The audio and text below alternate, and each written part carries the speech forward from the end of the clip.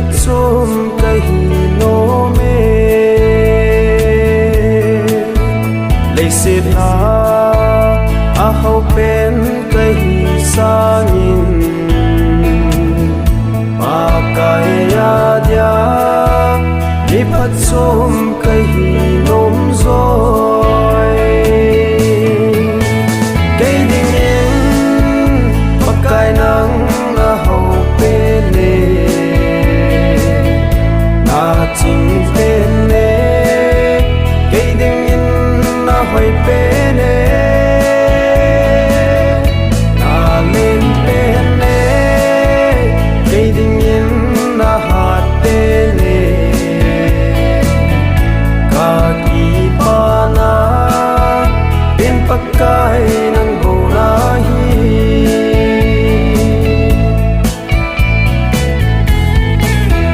leisit na ahoi pen kahi sangin Pakaiya dia ahoi pen kahi nome leisit na ahat pen kahi sangin Pakaiya dia ahat pen kahinom zoi cây đình yên pakai nang na hau pele na ching pele cây đình yên na hoi pele na lên pele cây đình yên na hat pele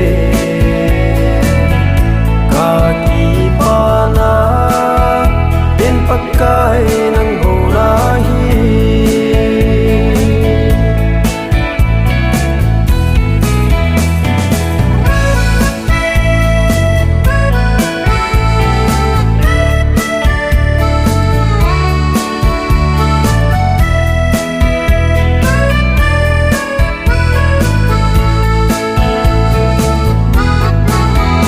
van nuôi dinh hep hello pakai hau na amu po ve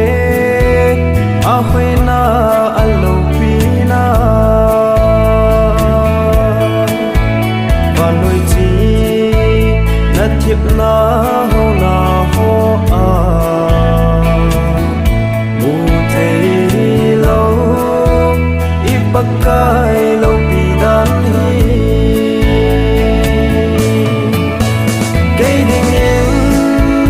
pakai nang na hau pele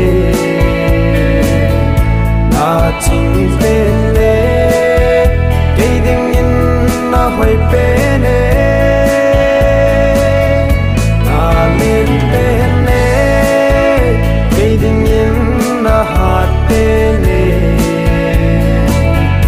ka ki pa na bên pakai nang bolahi